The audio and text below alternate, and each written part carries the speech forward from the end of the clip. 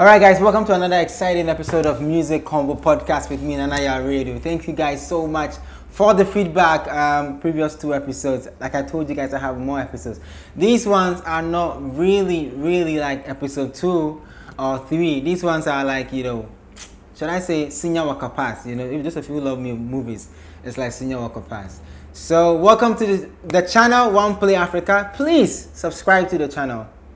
Subscribe, share the video link, so that we can build more family. Yeah. Earlier on, my producer was messing me up, so I got a bit jittery. But I'm back. I'm here. I'm seated. It's going to be an exciting 20 minutes of your amazing data. Trust me, you will love every bit of this one. Today, I'm doing a total review of Rhythm of the Gods by JMJ, baby. Yes, legendary JMJ. Rhythm of the Gods started sometime last year or so, where he brought different versions of rhythms, Afrobeats, reggae, and all that. And then people killed it. The rappers came to play, the dancehall guys came to play, the Afrobeats guys came to play. So he's back with another one. This is called the Rhythm of the Gods, New Kings or New Laws. Is it New Laws or New Kings? Let me just check. Let me just check real quick, guys. Let me just check. So it's New Kings, right?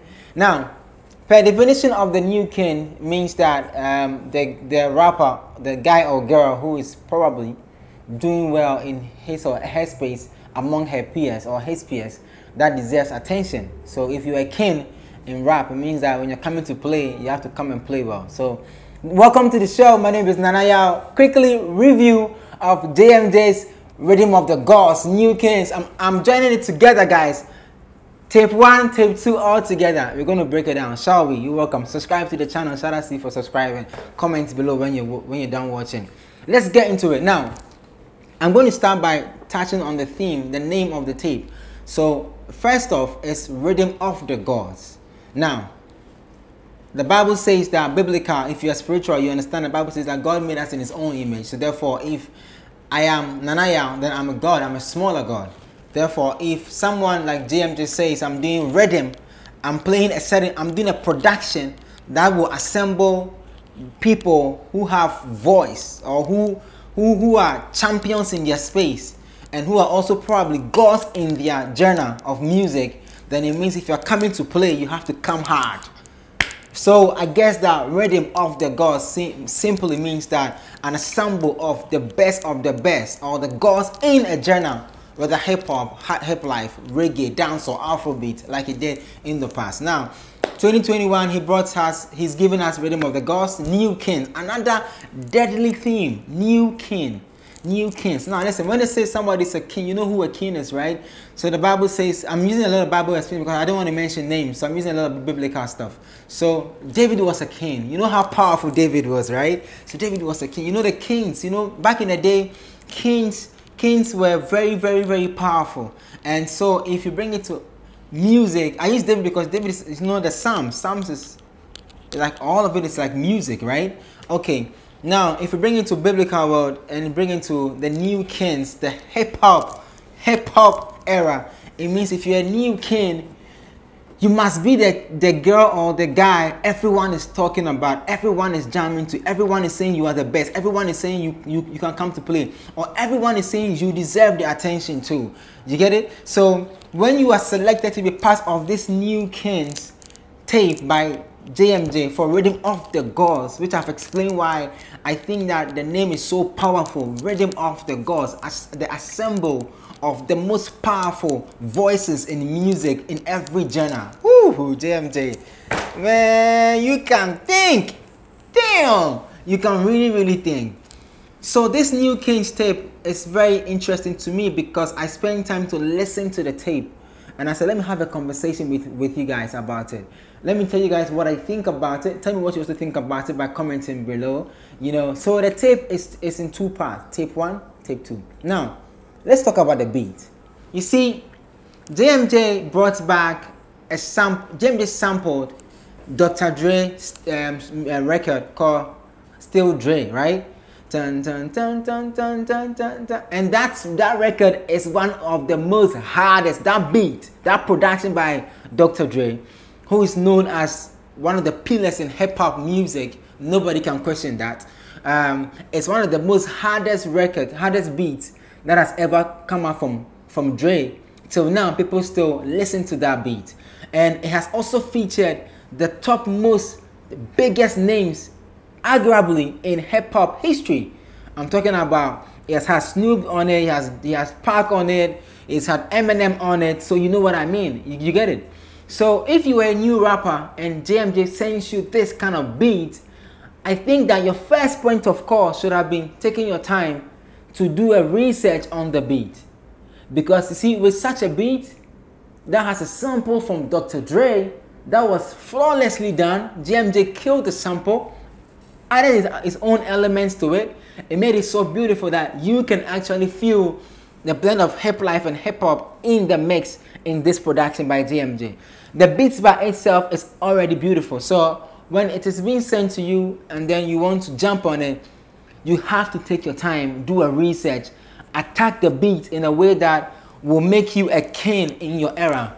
That's how I feel, right? So I listened to the beat. I like the sampling. The sampling was done so beautifully. Ooh, Charlie, JMJ, man, JMJ is on point. The beat itself is versatile.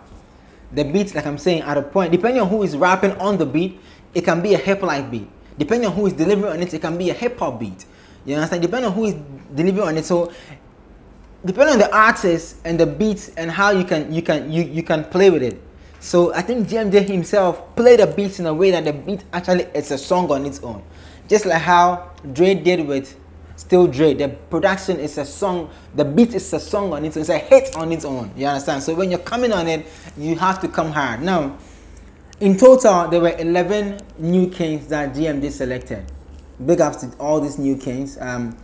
Some of them didn't do too well on the record. To be sincere with you, some of them came to play. You know, when you are selected and you need a spotlight and you get this, you have to go hard on it. You remember, you guys know how Jalid used the same ROG, Rhythm of the Gods, to get lonely hits. It means when you get a chance like this, you come hard.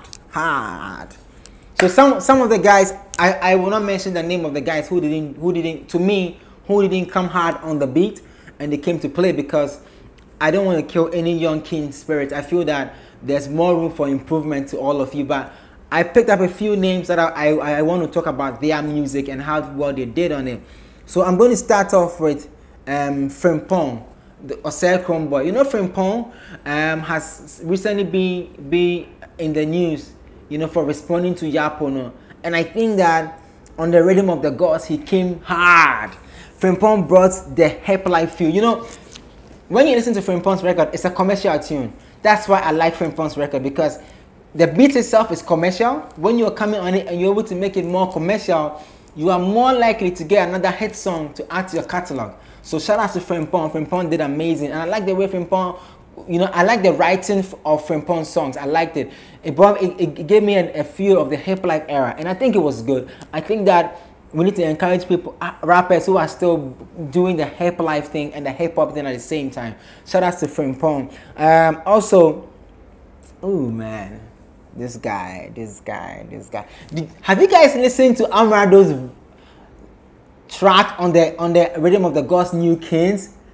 Have you guys checked it out? Like, if you have, did you see the storytelling, the comparison, and not comparing thing? The story of you can't compare me to Sack, but if you don't compare me to Sack, then what's up? Don't compare me to Obrafour, but if you don't compare me to Obrafour, then what's up? Don't compare me to Reggie, but if you don't compare me to Reggie, what's up? It's like me saying, yo guys, listen, don't compare me to Zane Louis, because I'm not Zane Louis of Apple Music. But if you don't compare me to Zane Louis of Apple Music, what's up? You know, like it's like me saying, who? Okay, you guys, you know what? Don't compare me to Shopsy of Beats FM in London, because Shopsy is, you know. But if you don't compare me to Shopsy, how do I become the best, though? Do you get what I'm trying to say? So I think that Amerado understood the theme that was saying to him. I like Amerado. He gave me the hip life feel better. Trust me. And it's not because probably Amerado has done it yet since now say be na man hype. No. Listen, take your time. I think he is track 8 on there. Take your time, guys. Listen to Amerado. Listen to the wordplay. Listen to the wordplay. The poetic license in Amerado's record is amazing. And I feel that he needs to be encouraged that, yo, he tackled the theme properly. He understood the theme and he killed it. And yo, listen, man. The story of the comparison. Charlie, I like it. Amerado, I think you should do another part 2 of this song, man. People really will dig it. Shout out to Amerado. He killed it. Ah, man, talking about wordplay, man, Lyrical Joe. Woo! Then I was like, oh, Charlie, you know, the whole team is cool, like, Amerado spotted. Then Lyrical Joe comes and says, Nanaya, wait, let me bounce on the beat. You know, the beat is itself, it's not a bouncy one. When you say a bouncy beat, you know what a bouncy. If you know what a bouncy beat, you have to go and find out. Rappers know what bouncy beat is, but rappers can take a beat like that. Lyrical Joe took the beat like that and bounced on it. He bounced on it. He bounced like rapping on autotune, like. Then he switches the style. Then he comes to another style. Then he brings the style back. Ooh! Then there's a certain word play, you know, and there's a certain poetic direction in the literature in there. Charlie, yo, man, Lyrical Joe. It's not surprising that Charlie, he called the song Beast, because yo, that was a beast mode. Trust me. And it's not because Lyrical Joe is already being tagged as a deep rapper, blah blah blah. I'm telling you, rappers who understood the theme, because you see, coming hard on a new king's theme is also very important, because if you don't, because you say this is the gathering of the new kings, so you have to come and show that you are the new king. This is what it means. It means that if you are in class 5 in your school and you're always first, they say they are bringing all the class 5 people who are first in class 5 in all your area in where you go to school. This is what it means. It means this is the champions of Champions League for the new kings. When you win, you are the king of the new kings. You feel me? I think Lyrical Joe was amazing. The bounce, the delivery, the style switching. Ooh, Charlie, I loved it. I got goosebumps, man. Lyrical Joe, Charlie. Killed it. I also want to talk about BryanThe Mensah. Listen, guys, listen. You see, Bryan gives you the classic feel of hip hop. You know, BryanThe Mensah gives you the classic feel of hip hop. So Bryan's record is so smooth. And it's in the tape 1, guys. You see my eye close a bit because the record was so smooth. You know, they say beautiful things are the ones not seen. You can get me, like if you're kissing a girl, you close your eye because it beat too much. BryanThe Mensah's record was so smooth. Charlie, it was so smooth. I kind of felt, I can be wrong though, but I kind of felt Nasty C in there. Yeah, I felt a bit Nasty C. I felt the hip hop Nasty C in there. And Bryan is actually known to do such records. If you listen to BryanThe Mensah, you know what I'm talking about. He's known to create classic records. So I wasn't too shocked when he understood the theme and came to play. He didn't come and do hebla. No. He came to play and he killed it. He killed it. He didn't just talk about himself, but he came to play, and that was beautiful. Because you see, this beat, people like Park have jumped on it, Eminem has jumped on it, 50 has jumped on it. You know, not like the same beat, but like where he sampled from, right? So where the sampling was coming from, people like that have jumped on it. And then DMJ himself have brought big names onto his Riddimofthegods. So yo, BryanThe Mensah also came to play. His track is dope. Guys, check it out on Oneplay. Amazing. Who else again, man? Kofi Jamar. Oh man. Charlie, yo. You see, listen. Kofi brings you the old school hip hop. You know, when you play a Pac record or Pac's verse on the song by Dr. Dre, right? You feel Kofi gives you that 90s vibe, the chill. Like if you're a crazy hip hop nerd, you see, I didn't say for a nerd. That Kofi Jamar track, the delivery gives you that hip hop, like it takes you back to that hip hop era. Kofi came to kill it. Kofi came to play ball, and I think that Kofi Jamar killed it. You know, so these are the people that I think, to me, did well. I like Kenny Ice. Don't get me wrong. I like Kenny Ice. Kenny Ice was good. I felt like Kenny messed it a bit. You know, if you see, you don't have to come and impress. You have to come and play ball. That's what I felt for Kenny Ice. I think that CD Rap was also cool. But as compared to Amerado, Lyrical J, BryanThe Mensah, Kofi Jamar, yeah, I think that they needed a bit more to come to the table. King Paluta was also cool. Woo! King Paluta was, is it King Paluta? It's hard. King Paluta is a guy that actually says, or he's singing about love, Krana. It's hard, like, meow, you know. But this is the League of Kings. You can't make, there's no room for error. You feel me? Like, there's no room for error. This is the League of Kings. You have to come and play hard because the production was hard. Where the production is coming from is hard. So when you do your research, it's a hard. When you're coming on it, you need to come hard. Either give us a classic, give us an old feel of the hip hop vibes, or take us to the hip life era like Frimpong, Amerado did, or give us a bounce, give us a hip hop, hard hip hop like Lyrical Joe did. You feel me? So I think that CD Rap was good, but he couldn't make it.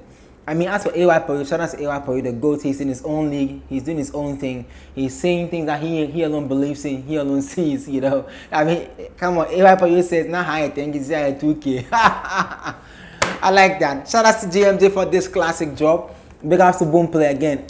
Boomplay, thank you so much for supporting Ghana music and doing the most for Ghanaian artists. We appreciate it. Guys, ROG, Rhythm of the Gods, New Kings, Tape 1, Tape 2 is out on Boomplay. You need to go check it out.